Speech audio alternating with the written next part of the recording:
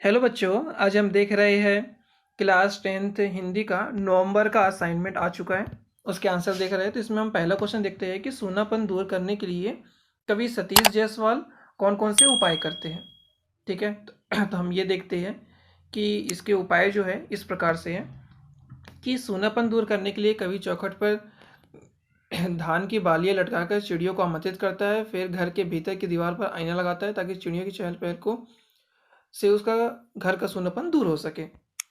फिर question number second हम देखते हैं कि मनुष्य का संपूर्ण चिंतन, दर्शन और राग विराग लोक कला में सन्निहित क्यों है। कैसे क्यों माना जाता है कि उसमें पूरी तरीके से सन्निहित होता है। तो इस पृथ्वी पर मनुष्य सबसे पहले आया, उसे वेदों से भी प्राचीन माना गया है। इसलिए लोकमानस ने इस पृथ्वी से माता और पुत्र का जो संबंध होता है वो स्थापित किया है। इन संबंधों की प्रगाढ़ता प्रकृति व मनुष्य के बीच सदा विद्यमान रही है। यहीं से जीवन उन लोक रचनाओं का स्रोत फूटा जो जीवन में लोकगीत, लोक गाथा, लोकनाट्य और लोक संस्कृति के रूप में अविरल प्रवाहित हो रहा है। इसलिए मनुष्य का संपूर्ण चिंतन, दर्शन और राग विराग लोक कला में सन्निहित माना जाता है। हम बढ़ते हैं अपने नेक्स्ट क्वेश्चन की तरफ। क्वेश्चन नंबर थर्ड, आदिवासी जीवन सरल, निर्भीक और प्रकृति के सबसे करीब है। इस संदर्भ में उनके गुणों के 4 उदाहरण अमर शहीद वीर नारायण सिंह पाठ के आधार पर लिखिए। तो हम उसके आधार पर लिखेंगे तो इसमें हम 4 पॉइंट देखते हैं कि सादगी पूर्ण रहन सहन था, सत्य बोलना, जंगली उपज से अपना जीवन यापन करना और संस्कृति की मर्यादा में हमेशा रहना। ठीक है, ये 4 पॉइंट थे इसके। देन हम देखते हैं क्वेश्चन नंबर 4। क्वेश्चन नंबर 4 हमारे छत्तीसगढ़ के छत्तीसगढ़ी लोकगीत से संबंधित है। काफ़ी अच्छा क्वेश्चन है।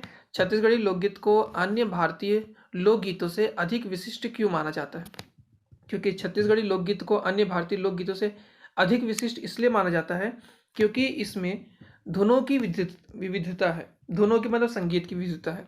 जैसे ददरिया, सुबा, गौरा, भोजली, ज्वारा, बिहाव और भजन इसके प्रमुख लोकगीत है। ठीक है, आप लोगों ने कुछ के नाम सुने होंगे, कुछ के नाम नहीं सुने होंगे। तो ये इसके प्रमुख थे। ठीक है, तो हमारा पेज पलट गया थोड़ा सा। तो ये फोर्थ का हमने का देखा। अब फोर्थ का हम खा देखते हैं।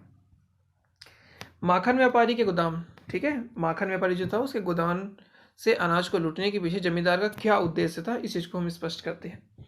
तो माखन व्यापारी ने गोदाम से अनाज को लूटने के पीछे जमींदार का उद्देश्य लोक कल्याणकारी था।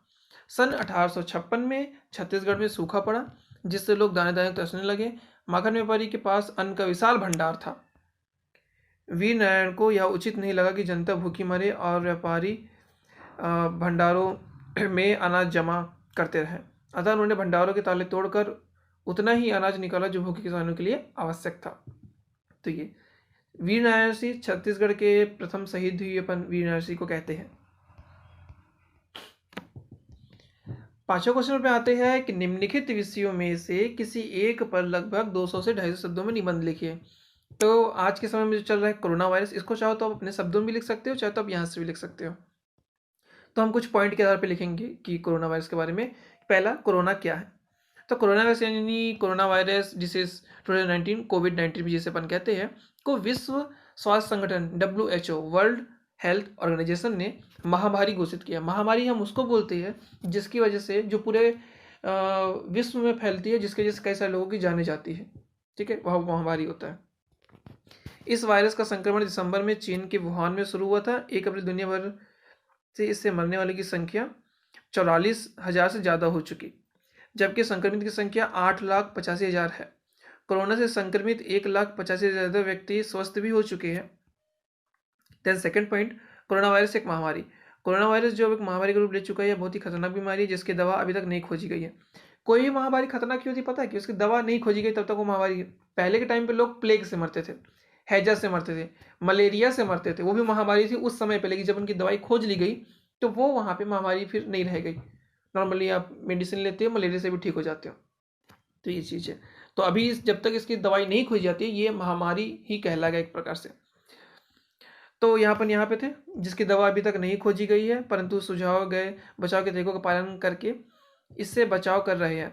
इस रोग की शुरुआत जुकाम एवं खांसी मात्र से होती है, जो धीरे धीरे आगे चलकर एक विकराल रूप ले लेती है, अतः रोगी के श्वसन तंत्र को बुरी तरह से प्रभावित करती है। इतनी बुरी तरह कि कई बार रोगी की मृत्यु हो जाती है। कोरोना संक्रमित होने के 4 से 14 दिन में इसके प्रभाव नजर आने लग जाते हैं। देन अब तक विश्व भर के वैज्ञानिक इसकी दवा बनाने में लगे हैं। यह वायरस एक व्यक्ति से दूसरे व्यक्ति के संपर्क में आने से फैलता है। इसके कारण विश्व भर में लॉकडाउन है।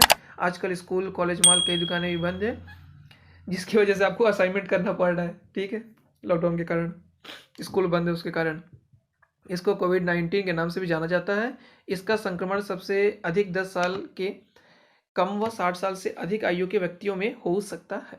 ठीक है, तो ये थे। इससे अपन बचने के उपाय देख लेते हैं कि इससे बचने के कई उपाय हैं। किसी से हाथ ना मिलाना, सबसे 6 फीट की दूरी रखना, घर से कम बाहर निकलना, जरूरत पड़ने पर ही घर से बाहर निकलना, अपने मुंह, आँख, नाक को कम से कम छूना, अपने मुंह को किसी कपड़े या मास्क से ढक कर रखना। ठीक है, अब हम कोरोना का अर्थ देखते हैं तो क्या निकलता है। कोरोना का अर्थ होता है कि मुकुट और इस वायरस के कणों के इर्द गिर्द घूमते हुए कांटे जैसे आकार दिखते हैं। कोरोना से बचाव ही इसकी दवा है। अभी के लिए फिलहाल तो यही इसकी दवा है। ठीक है, तो ये हमारे आंसर कंप्लीट हो चुके हैं। यदि आपको और सब्जेक्ट की वीडियो चाहिए तो हमने अपलोड कर दिए हैं, अब जाके उनको देख सकते हैं। और नीचे के डिस्क्रिप्शन में भी आपको वीडियो के लिंक मिल जाएंगे, तो आप वहाँ से भी उसको कर सकते हैं। ठीक है, आज की वीडियो में इतना ही। Thank you.